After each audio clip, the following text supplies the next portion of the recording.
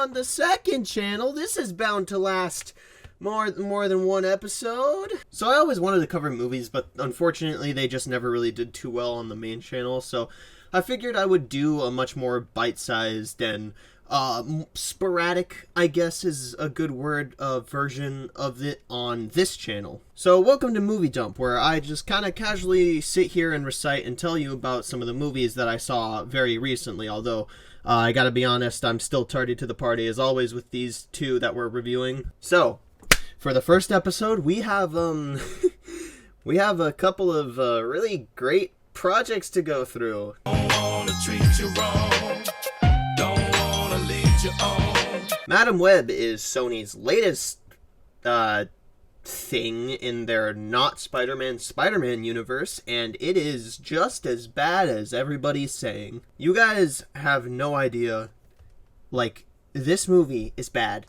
This movie is so fucking abysmal. So you know how nowadays it's commonplace in our culture to reevaluate and look at movies that we call trash, even if they kinda are still trash, and appreciate them for what they were and shine new light and praise on them. Yeah, I don't think that's going to happen with this movie in a few years. That's how bad it is. I don't even think the critical reevaluation that even garbage like The Amazing Spider-Man 2 got is going to be given to this movie. It is the worst movie I've ever seen in theaters. I mean that truly. It was the worst, but at the same time, oh my god, I felt so good in that theater. I was vibrating violently in my seat from how just hilariously incompetent it was on a basic level. I don't even know where to begin. Should I begin with the fact that the main character's powers are never explained? Their motivations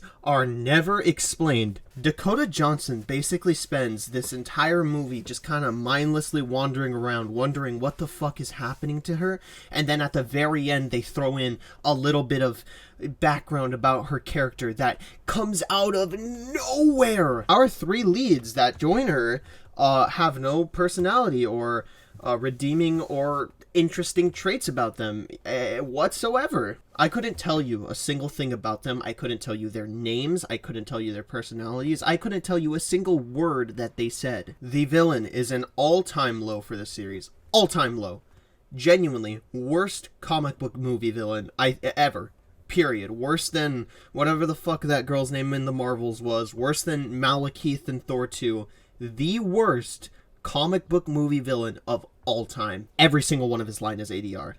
Every single one of his lines is 80 yard. I have no idea what this movie wanted to be originally, what the movie wanted the villain to be originally, but it's clear that what made it to the final cut was not that. Every single actor, it's genuinely like it has to be their first take on the line. I almost feel like when they delivered the lines and then they moved on to the next scene, they were like, oh, is that it? Are you sure? Are you sure you want to use that?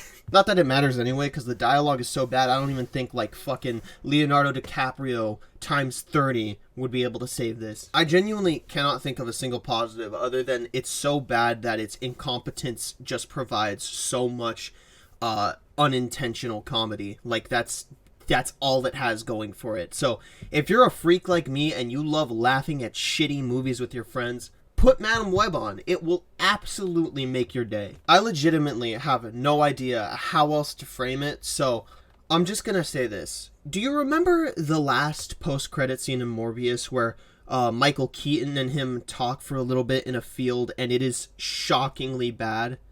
This movie is like that post-credit scene, except extended for God knows how long it is. And all I can say now is I think I'm the biggest fan of the Spumsy or whatever the fuck they're calling this universe, because these movies just get more and more and more incompetent and more funny and just more awful every single time, and it's just a pleasure for me to watch at this point. Sure, they're bastardizing one of my favorite series, but at this point, I've come to terms with that. All I can hope is that Craven is even worse. So, I'm gonna go ahead and give Madam Web a oh god, like a point 0.5 out of 10. It's really that bad. The only reason it's not a 0 is because it is fucking hilarious. Never paying my taxes. Never expected that I would be rapping. Music I love now is top of the fashion.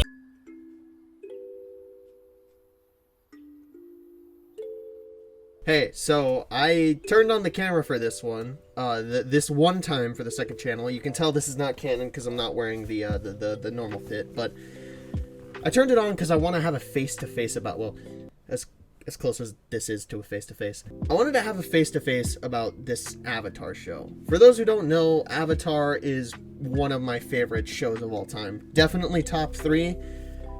Probably not number 3. It was a series that was really there for me during the pandemic and also throughout my childhood, getting to watch like little bits and pieces of it all throughout. It was a show that meant a lot to me. Now, I know I literally started this video by saying I don't do movie content on my main channel, but I was actually planning on making a video about this new show because for those who don't know, a really long time ago, I did a video on the original live action Avatar movie, and that is like genuinely bottom 0 my least favorite movie of all time, period. So I was planning on doing a video about this show because I had no hope that this would turn out good. I genuinely just didn't think that this could possibly in any way be above like a 4 out of 10 at most. So the day eventually came and the show dropped on Netflix. And by the way, can I just say, I hate the binge model. Like, I'm 2 weeks late to this show and the show is already dead in the water because everybody's watching it at different times. Anyway, the show came to Netflix like about a couple weeks ago. Now that as I'm recording this, I was watching and I'm trying really hard to get this series done as fast as possible. And today I got to episode 7, which is the second to last episode. Yeah, the second to last, and I got about halfway through and I tapped out. I couldn't do it anymore. This show being a main channel video was dead in the water by about like episode 3, and then I was just sticking it out from there on because I knew I could make a second channel video on this show. And I understand it's really bad practice to talk about something that you have not completed yet. So for all I know, the last episode or the next half of the second to last episode could be fucking golden, like cinema, like the best thing I've ever seen in my life, but I couldn't do it. Like, I really tried to push through and I just couldn't. Now, people talk about good, bad, and bad all the time, but to me, there's 3 categories within that. So there's good, bad, you know, like something like a Madam Web, where it's so bad that it's like good. It's so laughably incompetent that it becomes enjoyable to watch. Then there's boring bad, and it's kind of shitty, and it just isn't really that good of a watch, and you can't really make fun of it either. Like, it's just a no good, rotten experience from beginning to end. But then, for me, the third tier is agonizingly bad, where it is so bad that it's like ripping your heart out. And that is where the Last Airbender movie falls for me. Watching that show, even with a friend by my side, was like Chinese drip torture. It was the most agonizing thing I'd ever felt. But it made me feel that. This new show is not any of those 3 things. To me, this show is on the level of agonizingly boring. It feels like it was made with the priority in mind to only make the safe choices, to only do the things that would get people the least pissed off. And I kind of feel like an asshole for saying that, because just based off the merits of how good everything, like the costume design, like the design for the CGI creatures such as like the ostrich horses or Appa and whatnot, the bending actually doesn't look half bad. All of these like little elements that kind of show to me that like people who worked on this show genuinely did care and at in some level appreciate the original show. But like, oh man, dude, it's just the writing kills it. The writing kills it. It is a husk of its former self. People are trying to say that this is a new like entity, like it's doing its own thing within the same confines of the Avatar universe, but to me it really just kind of feels like events and like places will be shifted around just like a tiny bit, but not really changed all that much. And like every once in a while you'll get like an element that's smushed together and combined to create something new. But otherwise it feels like a one-to-one creation that's trying its hardest to kind of differentiate it and justify its existence, and it just can't do it because I've already seen these events in their perfect order.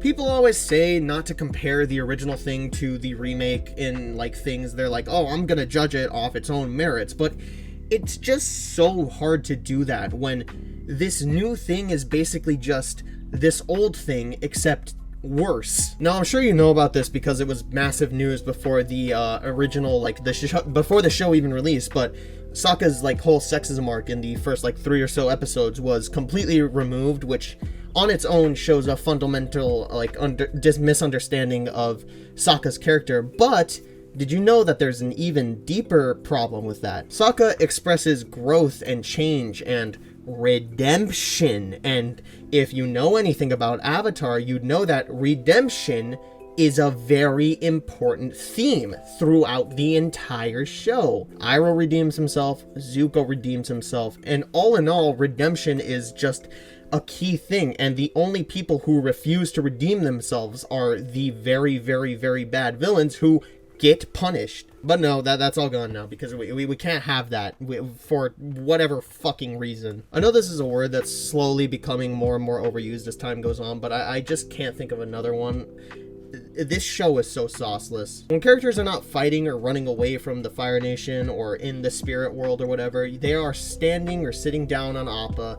They're talking to people, and it is very apparent that they are not in a real place. Team Avatar have zero chemistry.